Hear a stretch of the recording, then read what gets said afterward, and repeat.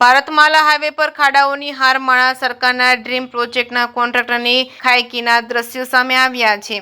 સાંતલપુરથી સાચોને જોડતો ભારતમાલા હાઈવે બન્યો છે બિસ્માર। કરોડોના ખર્ચે બનાવેલ ભારતમાલા હાઈવે સામાન્ય વરસાદમાં જ બન્યો છે બિસ્માર। સાંતલપુરના વણસોરીથી બનાસકાંઠાના ગામો સુધી હાઈવે ક્યાંક બેસી ગયો તો કેક પડ્યા છે મસમોટા ખાડા। બિસ્માર હાઈવેના કારણે પસાર થતા વાહન ચાલકોને હાલાકી। થોડા મહિના પૂર્વે જ હાઈવે પર વાહન વ્યવહાર શરૂ કરી ટોલ વસૂલ કરવાનું શરૂ કરાયું છે। હાઈવે પર પ્રથમ ડ્રાઈવમાં જ વાહન ચાલકોને ખરાબ અનુભવ। જેકેસી ગુજરાતી સાથે મનુ ઠક્કર, રાધનપુર। મારું નામ વિશાલ મહેશભાઈ બોરીચા છે। અમે રાજકોટથી સવારે નીકળ્યા હતા।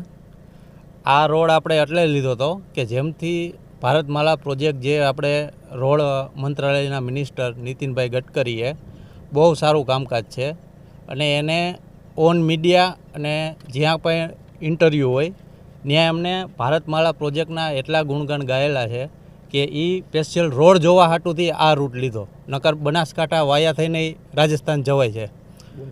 એટલે આપણે ભારતમાલા પ્રોજેક્ટ જોવા હાટુથી આપણે આવડા રોડે આવ્યા કે હકીકતે જે મુજબ બીવડાઈ લોકો કહે છે એ મુજબ ફેસિલિટી મળે છે કે નહીં।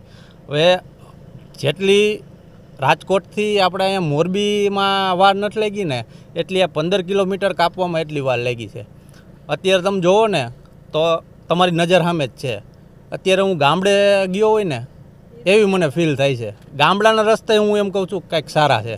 એટલે જેથી કરીને આપણે કંઈ સરકારનું ઓલું નથી કહેતા, પણ ખાડા કેવા પડે છે ભાઈ? ખાડા એટલે મારા ગામડે આનો આ માર્ગ જોઈ લ્યો, આના કરતાં આપણે દેશી ભાષામાં કંઈક ગાડા માર્ગ એ કંઈક સારો છે।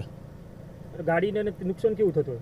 ગાડીમાં તો અત્યારે આ જે એસયુવી ગાડી હોય એને ન વાંધો આવે। આ સિડાન ગાડી જેટલી રહી ને એટલે તમારે ફૂલ સેફટીથી જરી કે તમારે સાવચેત ન રાખો એટલે બમ્ફર છે, ઓઇલ ચેમ્બર છે, એવા મેજર પ્રોબ્લેમ થાય।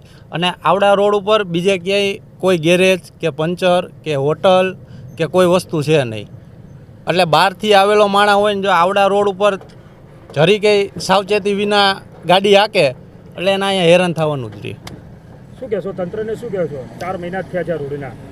તંત્રને તો આપણે એટલું જ કહીએ છીએ કે કદાચ આ રોડનું તમારા મીડિયા માધ્યમથી નીતિન સાહેબ સુધી આ વિડીયો પહોંચાડો, જેથી કરીને એને ખબર પડે કે એની નીચેના માણસો કઈ રીતે કામ કરે છે અને કઈ રીતે એમને બનાવે છે કે સાહેબ અમે રોડ બને ને કે પછી રોડ કેટલા મહિના ચાલ્યો કે શું છે, એમાં કેવી કામગીરી થઈ છે, એ એના સુધી આપણે પહોંચે એટલી આપણું રજૂઆત છે, જેથી કરીને સાહેબને પણ ખબર પડે કે આવડા લોકો કઈ રીતના કામ કરી રહ્યા છે। શું નામ આપનું? વિશાલ મહેશભાઈ બોરીચા। કેવી છે? મારે અમે અહીંયાથી 10-15 કિલોમીટર ચાલ્યા। અમે રાજકોટથી આવી હતી, પણ આ રોડમાં જે ટોલ લે છે એ પ્રમાણે એની સુવિધા આપતા નથી। કેવી હાલ પરિસ્થિતિ? બરોબર, અરે ગાડી તો ડેમેજ થાય જ, નીચે ચેમ્બર અડી જ જાય છે। 2-3 ઠેકાણે અમારે ચેમ્બર અડી ગઈ। એટલે જે ટોલ લે છે એ પ્રમાણે એ લોકોએ સુવિધા નથી આપી। ના, જેમ બને એમ એને તાત્કાલિક રિપેર કરવો જોઈએ, કારણ કે આટલી ગાડીઓ અહીંયાથી ચાલે છે તો એ પ્રમાણે એને એની સુવિધા આપવી પડે અને રોડ સારો કરવો પડે।